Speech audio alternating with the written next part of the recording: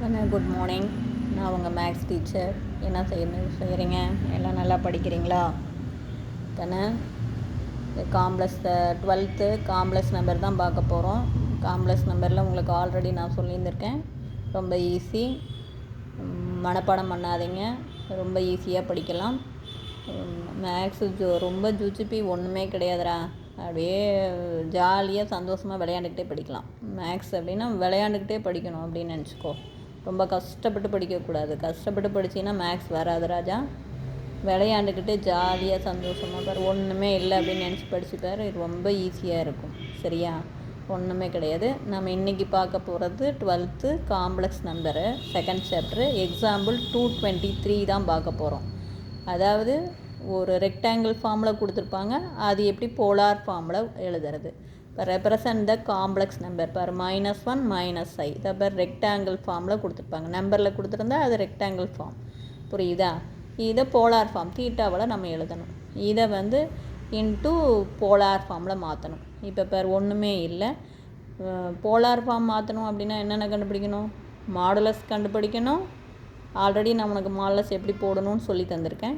Modulus கண்டுபிடிக்கணும், argument கண்டுபிடிக்கணும், இது என்ன குவாட்ரனில் இருக்குது அப்படின்னு பார்த்து தீட்டாவை கண்டுபிடிக்கணும். மாடுலஸையும் தீட்டாவையும் சேர்த்து நாம் எழுதுறது தான் polar form. R into cos theta plus i sine theta. ஆக மொத்தம் போலார் ஃபார்ம் அப்படிங்கிறது உனக்கு தெரியும் ஃபார்முலா.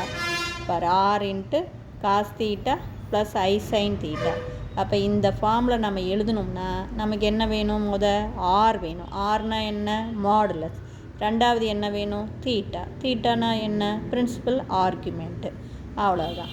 ஆக மொத்தம் என்னென்ன கண்டுபிடிக்கணும்? மாடுலஸ் கண்டுபிடிக்கணும், ஆர்குமெண்ட் ஆல்ஃபா கண்டுபிடிக்கணும், பிரின்சிபல் ஆர்குமெண்ட் என்ன குவாட்ரனில் இருக்குதுன்னு பார்த்து தீட்டா கண்டுபிடிக்கணும்.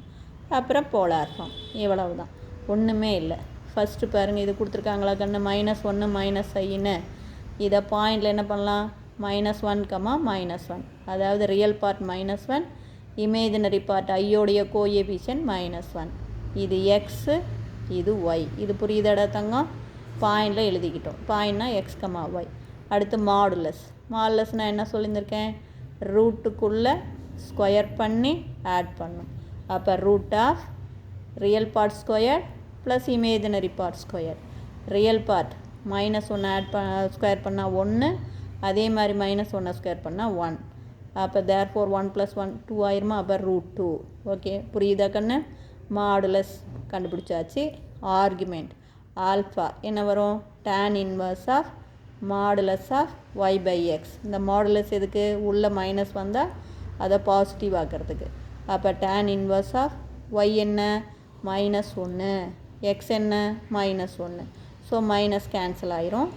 அப்போ tan இன்வர்ஸ்குள்ளே 1/1ன்னு போட தேவையில்லை. 1ன்னு கீழே டினாமினேட்டரில் 1 தேவையில்லை, 1ன்னு போட்டுக்கலாம். அப்போ தேர்ஃபோர் இப்போ இந்த ட்ரையாங்கிள் பாருங்கள், 45 டிகிரி 45 டிகிரி 90 டிகிரினா 45க்கு ஆப்போசிட் 1, 45 ஆப்போசிட் 1, 90க்கு ஆப்போசிட் √2. அப்போ tan 45 பாருங்கள், tan 45 என்ன? Opposite side by adjacent side 1ன்னு வருமா? அப்போ tan 45 1 அப்படின்னா tan இன்வர்ஸ் ஆஃப் 1 என்ன? 45 டிகிரி. இதை பாருங்கள், 1/1. அப்போ அதுக்கு ஆப்போசிட்டில் இருக்கிறது 45. இல்லை இது கூட நீ எடுத்துக்கோ, எது வேணாலும் எடுத்துக்கோ. அப்போ 45 டிகிரி. புரியுதா? அப்போ ஆல்ஃபா ஈக்குவல் டு எவ்வளோ வரும் நமக்கு? 45 டிகிரி. இந்த 45 டிகிரி என்னென்னு எழுதலாம்? π/4. பையனா 180 டிகிரியா? 180 டிகிரி எதால் டிவைட் பண்ணால் 45, 4ஆல் டிவைட் பண்ணால் தானே. இப்போ 180 டிகிரி 2ஆல் டிவைட் பண்ணோன்னா, அதாவது 4 பாகத்தில் 1.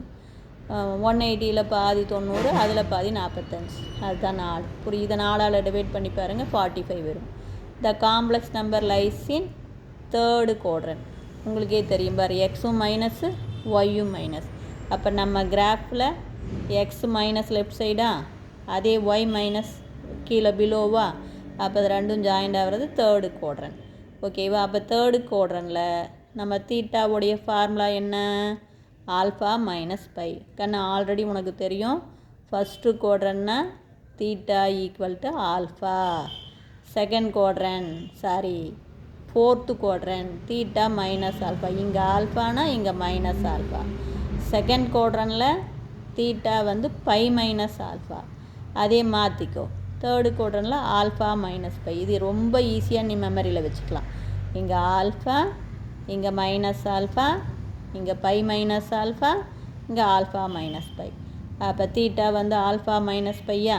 அப்போ தீட்டா வந்து ஆல்ஃபா என்ன நம்ம கண்டுபிடிச்ச ஆல்ஃபா π/4 45 டிகிரி. அப்போ π/4 மைனஸ் பை. அப்போ theta equal to cross multiple பண்ணு பை மைனஸ் 4π. இது புரிஞ்சுதா? இப்போ இதை சிம்பிளிஃபை பண்ணலாம். கண்ணு பெரிய நம்பருடைய குறி மைனஸ். அப்போ 4 பையில் பையை கழிச்சா 3 பை. மறந்துடாமல் குறி போடணும், மறக்கக்கூடாது. அப்படியே வெறும் 3 பைன்னு போட்டுறக்கூடாது. எங்கே நீ சிம்பிளிஃபை பண்ணாலும் குறியை போடு. ப்ளஸ்ஸாக இருந்தால் ப்ளஸ்ஸாக போடு, மைனஸாக இருந்தால் மைனஸை போடு, தப்பே வராது.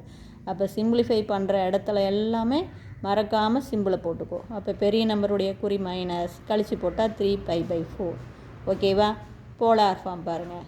அப்போ -1 மைனஸ் ஐ. என்னுடைய polar form r into cos theta plus i sine theta.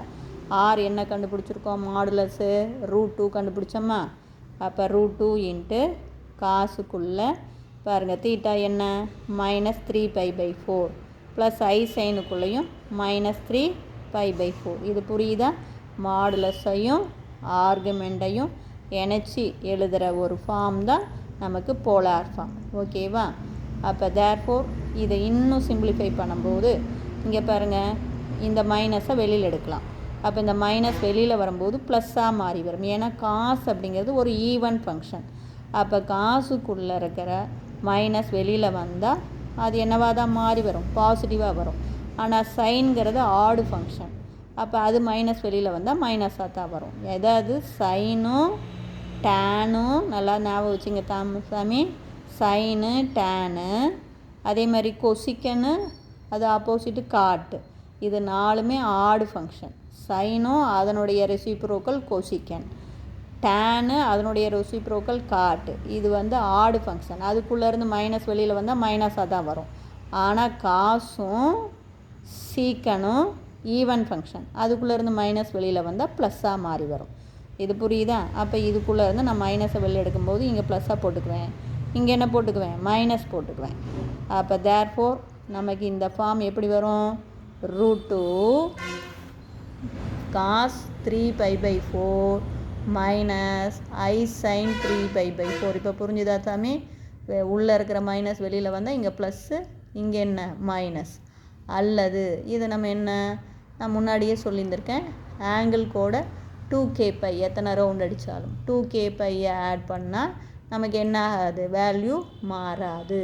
அப்போ தேர்ஃபோர் இது என்னென்னு எழுதலாம்? √2 6க்குள்ளே 2kπ மைனஸ் 3π/4ன்னு எழுதலாம். ஏன்னா ஆல்ரெடி இதை பாருங்கள், இந்த இடத்துல -3π/4 வருதா? இதையும் சேர்த்து 6ன்னு எழுதலாம். காசையும் ஐ சைனையும் சேர்த்து 6ன்னு எழுதலாம். ஆங்கிள் கூட 2kπயை சேர்த்தனோம்னா மதிப்பு வேல்யூ மாறாது. ஸோ அந்த ஃபார்மேட் பிரகாரம் √2 6க்குள்ளே 2kπ மைனஸ் 3π/4ன்னு எழுதலாம். அல்லது நீ மைனஸ் தான் இதோட இங்கே கூட நீ 2kπயை சேர்த்தலாம். அப்போ √2 இன்ட்டு காசு 3π/4 ப்ளஸ் 2kπ மைனஸ் ஐ சைன் 3π/4 ப்ளஸ் 2kπ. எப்படி வேணாலும் பூந்து விளையாடலாம். உனக்கு கான்செப்ட் நல்லா புரிஞ்சுதுனாவே போதும். இப்படி போட்டினாலும் சேம் வேல்யூ தான், இப்படி போட்டினாலும் சேம் வேல்யூ தான் வரும். புரியுதா? 2kπ 6ன்னு எழுதி 2kπயை சேர்த்தலாம். மைனஸை உள்ளேயே வச்சுக்கிட்டு 2kπயை சேர்த்தலாம். அல்லது இப்படி மைனஸை வெளியில் எடுத்துட்டு காசு கூட 2kπ ஆட் பண்ணணும், சைனுக்குள்ளேயும் 2kπ ஆட் பண்ணணும். இவ்வளோ தான். இது புரிஞ்சுதா தங்கம்? அதே மாதிரி செகண்ட் சம் பாருங்கள். 1 + i√3. இதை பாயிண்டில் 1, √3 எழுதலாமா? இது பார், எக்ஸும் பாசிட்டிவ் ஒய்யும் பாசிட்டிவ். அப்போ ஃபஸ்ட்டு குவாட்ரண்டில் formula theta equal to alpha. நான் ஆல்ரெடி சொல்லியிருக்கேன், ஃபஸ்ட்டு குவாட்ரண்ட்னா தீட்டா ஈக்குவல் டு ஆல்ஃபா. அதே ஃபோர்த்து குவாட்ரண்ட்னா theta equal to minus alpha. இப்படி ஞாபகம் வச்சுங்க. இது ஆல்ஃபானா இது மைனஸ் ஆல்ஃபா. செகண்ட் குவாட்ரண்ட்னா theta equal to pi minus alpha. Third குவாட்ரண்ட்னா theta equal to alpha minus pi. Okay, இப்போ வாங்க மாடுலஸ் ஆர் ரூட்டுக்குள்ளே என்ன பண்ணணும், ஸ்கொயர் பண்ணி ஆட் பண்ணணும். அதாவது ரியல் பார்ட்டை ஸ்கொயர் பண்ணணும் ப்ளஸ் இமேஜினரி பார்ட்டை ஸ்கொயர் பண்ணணும். அப்போ இதை ஸ்கொயர் பண்ணால் 1, இதை ஸ்கொயர் பண்ணால் 3, 1ஐயும் 3ஐயும் கூட்டினீங்கன்னா 4, 4க்கு ரூட் எடுத்தீங்கன்னா 2. அதே argument alpha equal to tan inverse of modulus of y by x, tan inverse of modulus of ஒய்ங்கிறது √3, எக்ஸுங்கிறது 1. அப்போ கீழே 1 நம்ம போட தேவையில்லை. டினாமினேட்டரில் 1 போட்டாலும் போடாட்டினாலும் 1 தான். அப்போ alpha equal to tan inverse of √3. இப்போ இந்த ட்ரையாங்கிள் போட்டிருக்கேன் பாருங்கள், 30, 60, 90. 30க்கு ஆப்போசிட் 1, இதுக்கு 60க்கு ஆப்போசிட் √3, 90க்கு ஆப்போசிட் 2. இது ஈஸியாக மெமரியில் வச்சுக்கலாம். 1, 2, 3 √3 அவ்வளோதான்.